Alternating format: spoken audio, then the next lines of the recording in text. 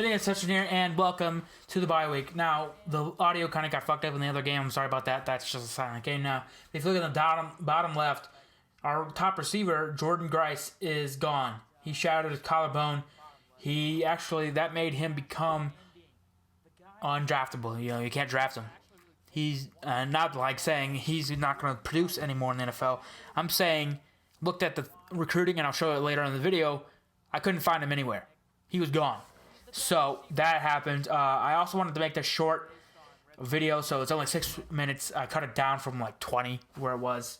As you see, it's just heartbreak here. Now we look at the re-signings as of week 9.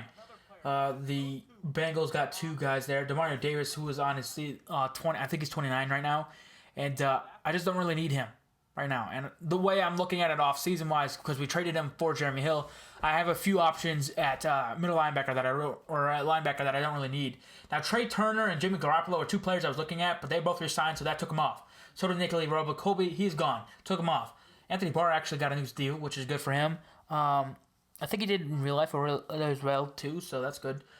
Christian Kirk, CBC, 5-year, $34 million. We signed him. I'm hoping his coverage, I can upgrade that in the offseason, get that up a little bit more. Delvin Briox, another guy that we liked. He's gone from the offseason. Other than that, that was the big few that were there. Blake Bortles signed a new deal.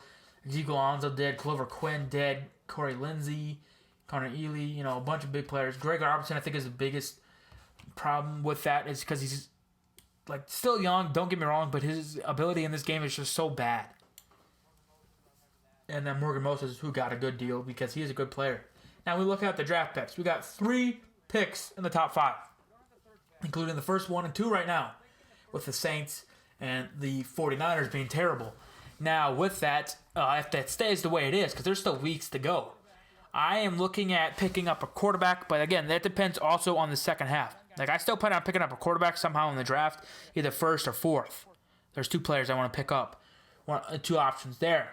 The other one is, we'll get into that, Enoch Freeman, left outside linebacker, 3-4 pass rusher. They say he should go number 1.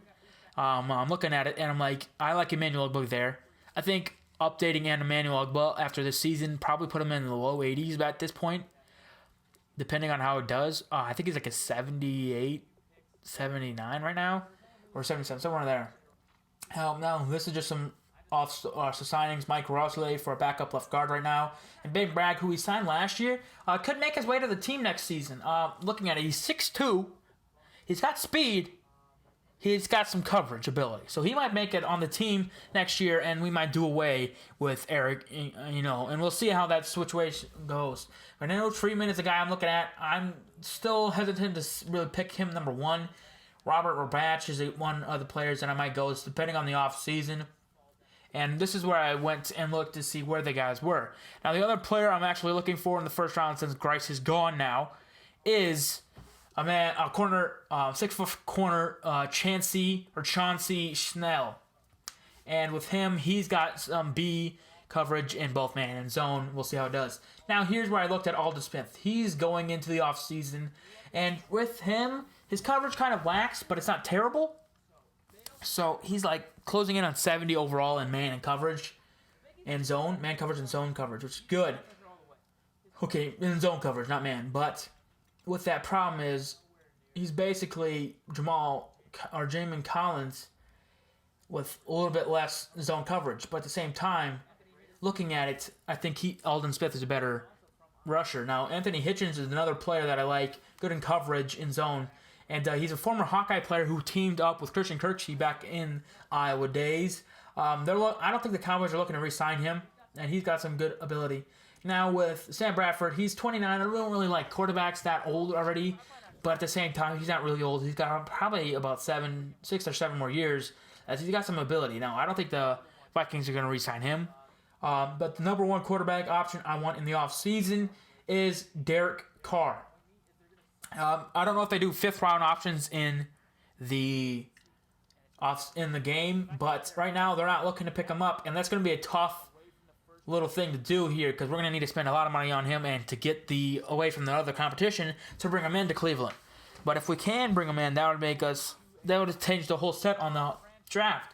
So we'll see that in like 7-8 weeks. As I'm going to look at here, we're going to see why. Not really why. It's just like showing you that we're playing the NFC North. We play the Vikings, we play the Packers, we play the Bears, we play the Lions.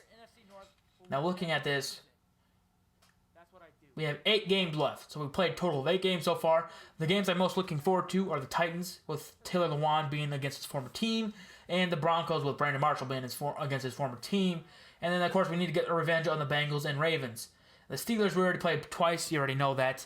We won one. I think we lost one there. So thanks for watching, and see you. The Broncos as well, because Brandon Marshall, I wanted him to play against his former team and see how well he will play.